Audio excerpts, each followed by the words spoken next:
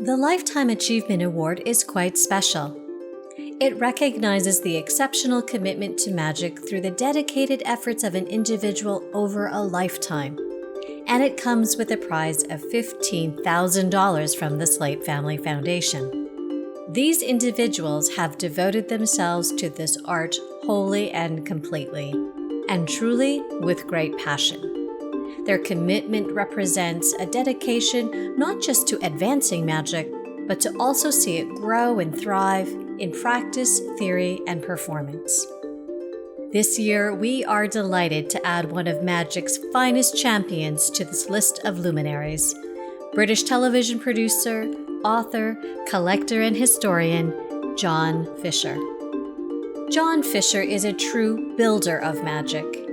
He's the kind of magician who makes magic happen, and you don't even know it's happened. He is truly an exceptional and creative dynamo, a magic genius. In 1968, John became a production trainee for the BBC. He quickly learned how his long passion for magic and the variety arts could blend seamlessly into his work as a television producer.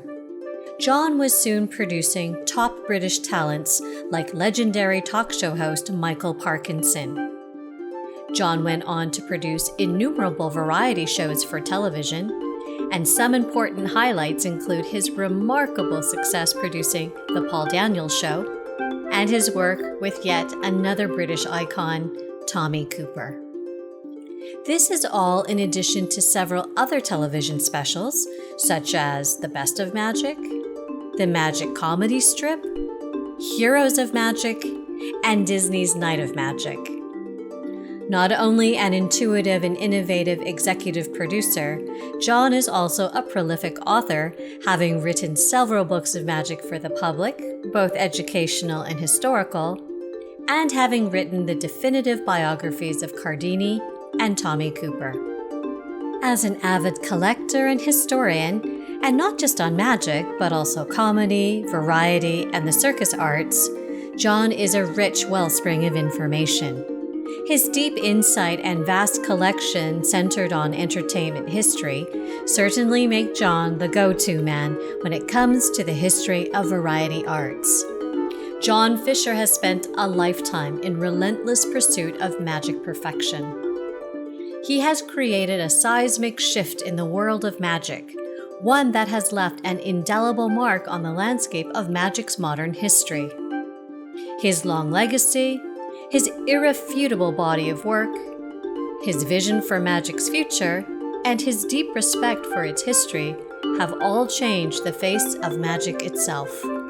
We are honored to present John Fisher with the Alan Slaight Lifetime Achievement Award. I can't tell you how thrilled I am to be the recipient of this amazing award. The reputation of the Alan Slaight Family Foundation at the highest cultural and humanitarian levels goes without saying.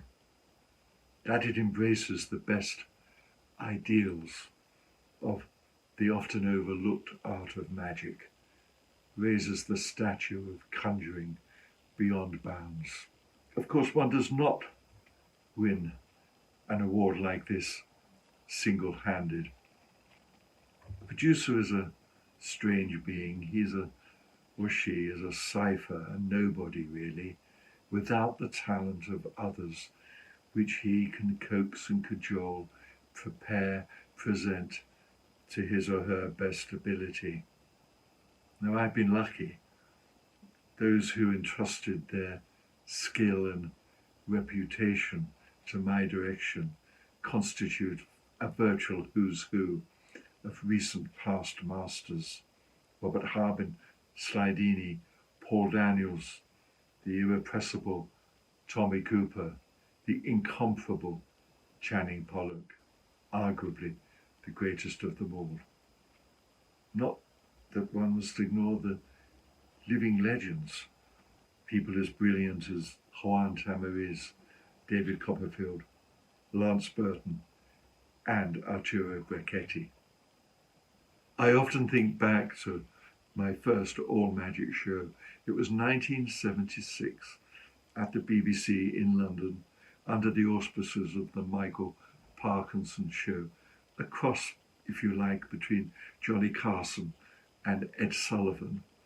The three guests that night were all one of a kind: Fred Capps, Ricky Jay, and Richie Hardy Jr. And in the audience was a special friend of mine.